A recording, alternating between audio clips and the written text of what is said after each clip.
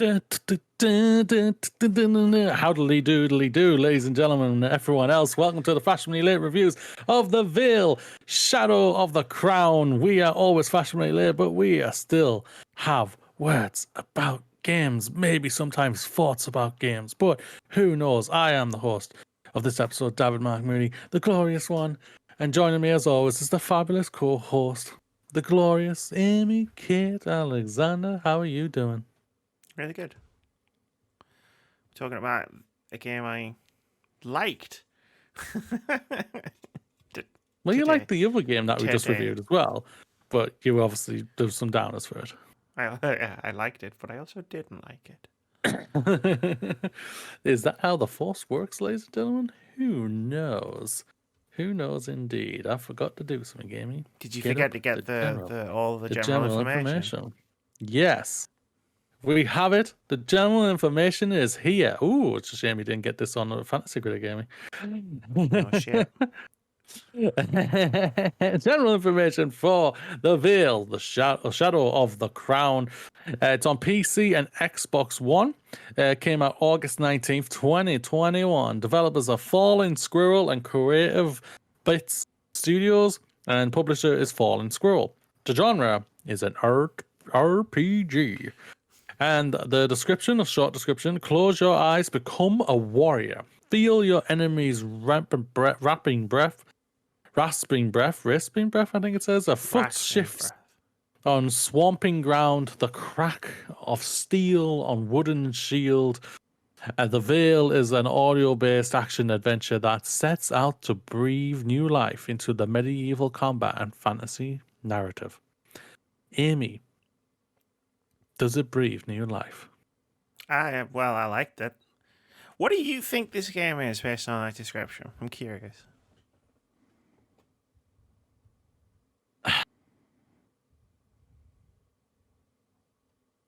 An audio one where you make the choices, I guess. An audio one where you make the choices. Okay, cool. So, like a book or something. Okay, so the Vale, Crown of Shadows. What is it? What are we up to? Okay, my overall thoughts. This game's great. I've enjoyed playing it a great deal for a variety of reasons. Okay. Ask me about those reasons. What were those reasons, Amy? Was it the gameplay? Was it the visuals? Was it the music? Was it the characters? Was it the visuals, you say? Well, the funny thing about the visuals, if you look to the side of the YouTube video, you can see where the gameplay goes. And you might have noticed, it's just some lights on a screen. And you're right, it's just some lights on a screen. Sometimes they move, sometimes they do move. That's the entire game. But I wouldn't know that. So here's my story. I heard about this game and what it was, and I was immediately interested because, you know me, Moody, I'm looking for unique gameplay experiences, right? Like, good unique gameplay experiences. And this spoke to me as being something that was cool and different. So I downloaded it, I'm playing it. I've got the headphones on. You cannot play this game without headphones on. And I'm looking at the screen, and it's the lights that you can see on the YouTube video right now. They were too distracting. So I laid down on my bed with my controller, put a pillow over my eyes, closed my eyes, and played the rest of the game. So the visuals were a pillow over my face, I guess. What smeg is this game? This is an RPG. I've just had a look of this game on YouTube, and it just came up with bright lights. Bright lights. That's the entire visuals of the game. There's menus. What, change colour? Yeah, sometimes they change colour when the scene changes. I think. I don't know. Because within 20 minutes, I wasn't looking at the screen anymore because it was too distracting. So, the Vale Crown of Shadows is an RPG. You play a young woman called Alex. She is a princess to a kingdom. On a travel far from her kingdom, a caravan, truck, whatever you call a medieval car, is attacked by bandits. Everybody around is dead, and you've stumbled off away from the carnage, and you've survived. But now you need to make your way through this quite dangerous land to get back to your kingdom. Except Alex is blind, and she has been her whole life. You meet a shepherd who helps you along your travels. And this isn't a, I was gonna say a visual novel, an audio novel. This is a full-on RPG with combat gameplay, upgrades. You explore villages, do side quests for people, fight bandits, fight wolves. I fought a bear. And it all takes place. The visuals are all up here. I love blowing your mind right now. Yeah, it makes no sense. It does. You just have to believe. So, what do you want to know about? So the visuals are you, whatever you make up in your head. So basically, it's like reading a book. I guess so. But it's a game. There's no words. That's what I mean. What? Like when I'm talking about the thing, there's no subtitles to turn on because this game was designed as if it was designed exclusively for people who can't see. Well, that is fantastic. I'll champion that all day. That's amazing. It's also a great game. What do you want to know? How you want to know how it works? Which part do you want to know about first? I think why I'm not grasping this is because I haven't experienced the game. I think that's fair. I'm going to talk about. I think if I experienced it, I think I might understand where you're coming from here and why you're championing this game. Like I said, you really enjoyed it and it's fantastic and everything. And I champion it. I'll always celebrate anyone who enjoys a video game. But I mean, I'm going to talk about some of the gameplay mechanics and the story. You know, all the usual stuff we talk about. What gameplay mechanics? Going off what you're telling me, there's no game. There's tons of gameplay mechanics. Because they're all in your head. I just mentioned the combat. I mentioned the exploration. I mentioned the side quests. I mentioned the upgrades. Which one do you want to know about first? Let's talk about the combat. Moody, how do you have combat in a game and you can't see anything? Let me tell you. So you do what Daredevil does, hit the barrels and let the vibrations happen? No. So you get tutorials to like sort of orient yourself because I feel like even though this game was designed so it could be played by people who can't see, like I imagine the developers knew that a lot of people like me who could see would play the game. How combat works is Alex has been trained with a sword and a shield in her past, and eventually you get your hands on both of those things. When enemies attack you in the game, you can hear where they're coming from. You have to listen for the cues of what they're doing. So, like, if you and me are in a sword fight, Moody, and I go to swing a sword at you, right? You'll hear me shift my weight, maybe, or you'll hear me you'll hear the rustling of my claws. You know I'm about to attack you. So if you're listening, which direction I'm coming from. So, that's the way combat works. And at first, in the game, it's very kind, let's say, to you in that it's like orienting you in this world because you can't see anything. So when someone's attacking you, you can either block it with a shield and counterattack, or you can hit them before they have a chance to hit you. And you control this with the analog sticks. So like if I hear someone is about to attack me from the right, I can push the left analog stick to block and then push the right analog stick to hit them. Or if I'm quick enough, I can just hit them and they won't attack me because I've just hit them with a sword. And there's all sorts of different types of enemies. It starts gradually upping the pace. So like in the beginning of the game, it's very clear, right? Like one enemy is attacking you at a time. Even if there's like multiples, like you can hear them moving around in front of you. So like if one's in front of you and it moves to your side, if you're listening, you'll hear them move to your side. It starts adding new elements in where it's like enemies will hit you with combos or heavy attacks and you've got to listen for the audio cues. So you know whether someone's trying to hit you 3 times, so you hold the shield up until you hear the 3 bangs on it and then you counterattack them. Because if you drop it too early, obviously you'll get hit. There'll be archers, so you got to listen for the drawstrings of the bow. And like put your shield up to block the arrows. Enemies will start attacking faster. So like maybe just as you block one and as you're hitting a counterattack on another one, you can hear someone about to attack you on your left. So you quickly and it doesn't suddenly just go, okay, now you're used to it. Bam, here's like the full gameplay. It gradually builds the speed up and builds the speed up.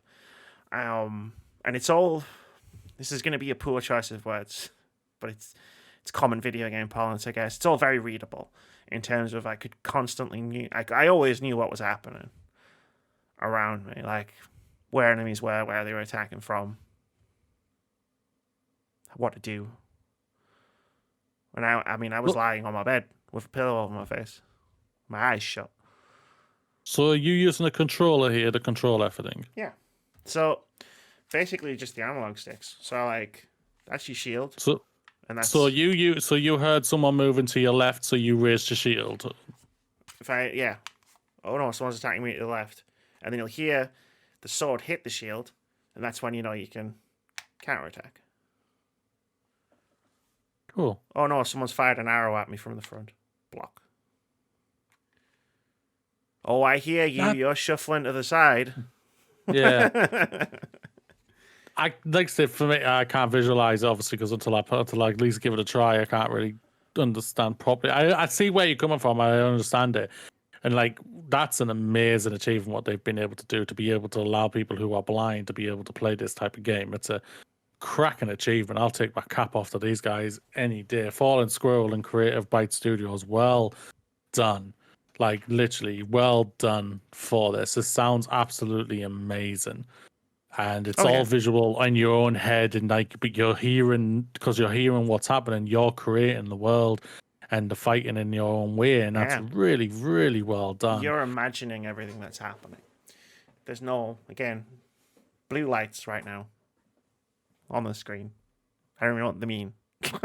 The colors change sometimes, but I wasn't looking at the screen, so I don't know what they mean. But let me, before I move on to talk about another gameplay mechanic, maybe let me just blow your mind about combat even more and say it gets really wild when you get a bow and arrow. And I'll leave that there because you get a bow and arrow later.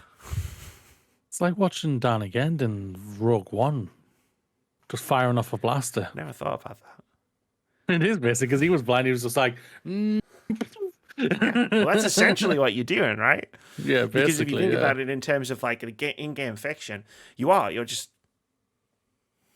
So basically, throughout the entire game, you were basically saying, "I am one with the Force, and the Force is with me." I am one with the Alex Force, doesn't and the need the Force. She just had a really cool uncle. He trained her really well. That's Yoda. I am one with the Force is with me. But no, you champion this brilliantly, everything like that. I'm not done talking about how cool this game is. You continue telling me how cool this game is, Amy. So it's not all fighting. There's a lot of. I guess that. There's a lot of walk-in scenes, and when I mean walk-in scenes, I mean like when you're sort of like traversing the environment with the shepherd. He's the character that you meet, who you go on a journey with, basically. You meet a lot of characters, but he's the other main character. Like between sort of like towns and villages and say side quests and stuff like that. Like you don't have to like, it's not an open world game, right? You don't have to like navigate through the world. That would probably get really annoying. But then you get the villages, and you've been to a village in a video game, right? Yes. There's lots of noise everywhere, right? Like there's an inn, there's a blacksmith, there's someone selling potions, maybe there's a street beggar. And like in this game, you have to find all of those things just wandering around town. At one point, you run into a burning building to save someone from a fire. And would it blow your mind to know you can just do all that really easily in this game? That's amazing. Just walking around this village. Because how do you find a blacksmith if you can't see? You listen for the hammer, and then you follow the noise. How do you find it in? Inns play music. You just follow the sound of the music. How do you navigate a burning building? Do you know how noisy fire is? Oh, but it's very noisy. Yeah, so you figure out how to walk around the fire. Moving to listen to as well. Yeah. How do you find someone selling potions? They're probably shouting deals at you, but you've been to a market in town, I'm assuming. That guy shouting about his fucking fruits. Tell me if you closed your eyes at the top of the main street in town, you'd be able to find that guy really easily. Like, so you just explore this world. And like the menus are all narrated. So like each option and stuff as you're like scrolling up and down, there's a like a narration voice. that'll tell you what you looking at, quote unquote. It's a bad choice of words. And then you do side quests. Some of them don't even involve combat at all. Like there's a one where it's like you got to get honey from beehives. You just got to follow the noise of the bees. I'll follow the noise of Pooh Bear. Follow the noise of Pooh Bear. Don't talk to me about bears. I found a bear in a cave. It was terrifying. Took ages. I can believe that. I can't actually believe that. Took Oh, ages. Spag! Oh no, there's a bear. There was one really cool, and I'm gonna do like one thing of one specific encounter because these are side quests. You do side quests again to either gain money or like to progress the main quest. Because you can buy like new weapons, you can buy new armor, you can buy new shields, you can buy a bow and arrow. So cool. But there's one side quest where you help a little girl find her family in a swamp. And there's something in the water that attacks you, and you do the usual combat thing, you know, because my mind is blown by this game constantly, but this was one specific part that sticks in my mind. You're doing the combat with the monster in the water, and it pulls you in. And you've got to get it to loosen its grip on you, and obviously all the audio goes like really muted because you're underwater all of a sudden, and you just start it took me a second to figure out what was going on, and then I was like, oh shit, it's got me. You just start wailing on it for it to let you go. Like we talked in a different game we reviewed earlier, about how like if you think of something and can you do it in the game and the game has an answer for it, that's good game design. And in the Vale Crown of Shadows, I think of something and I do it and the game has an answer for it. And this is in a game where I'm not looking at it. I'm not even looking at the game. I could turn my TV off and I could play this game. Like I said, I tweeted out a selfie of me like playing this game. I was lying in bed and I had a pillow over my eyes, and that wasn't hyperbole. That wasn't me like staging something to make a point. That was literally how I was playing the game, because I found that I could concentrate better on the game if I didn't have my eyes open. It's the first 3 words of the description Moody read from OpenCrack. That's insane, eh? I'm just going to say that for a fact. That is absolutely unobliteratingly insane. It's cool as fuck. And the story's pretty good, too. Like, they get some really nice moments between Alex and the shepherd.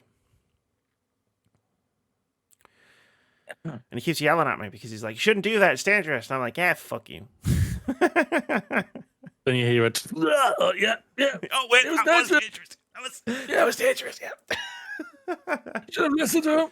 No, there's literally a point where it's like you have to make a choice between like saving someone and not saving someone from bandits.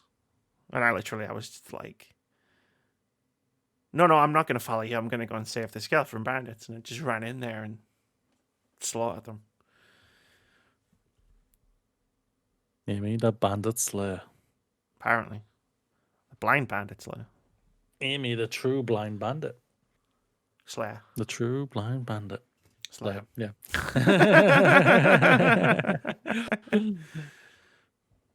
Not every game is still perfect, though, Amy. What didn't work for you? I appreciate if you just said nothing. Because it sounds like it was an amazing experience for you. Oh, the graphics were a bit bad. It's just dots. It's just dots everywhere on the screen. Dots. Just colourful dots on the screen. I had to stop looking after 20 minutes. No, like there are a couple of annoying side quests. The being one I mentioned earlier, like it took me a few goes around that because like it was just difficult to sort of navigate like between the different. You have to do it within a certain amount of time because the shepherd is allergic to bee stings and he like passes out if you don't do it. Like get all 4 of them, I think it is, and within a certain amount of time. So it was a bit annoying. I had to replay that bit a couple of times. I don't know how useful the upgrades are either. Like you buy new armor and you buy a new shield and you buy new weapons, and I'm sure the numbers are going up at some point somewhere in the game, right? Like the damage is more or the protection is more or whatever, but it never really felt like I was killing things faster. Yeah, I understand that. But other than that, no, it's great. The audio design is amazing. It has to be. Yeah, it's the It's main the game. element. It's the game. It is the game, yeah. No doubt about it.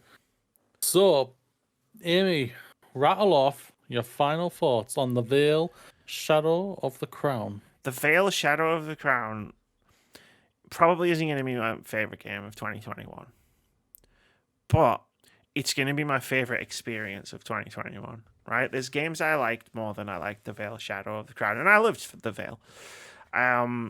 But like, this was so cool and so unique for me personally to play a game like this, and to get like really invested in it, and for it to have gameplay mechanics like it has combat, it has free roaming exploration in villages. You know, you talk to characters and get side quests from them. You go and help people and do stuff. All those cool RPG things. But you're playing a blind character who's actually blind. Like, this isn't video game blind where like the world is in like shadows or whatever. This is literally like there's no visuals, and it works. It's one of the coolest things I've played this year. Well, it's not short. It's probably about 7 or 8 hours long. Well, that is it for this review of the Vale Shadow of the Crown. Let us know what you think of the game, everybody. Did you like it? Are you in the middle of the road? Or is it just not for you? Leave a comment down below, as it is time for us to get the hell out of here and go play more video games. For us to eventually review them, because we are the fashionably late reviews, and we Fabulous. are out of here. Say bye, Amy. We are pretty fabulous.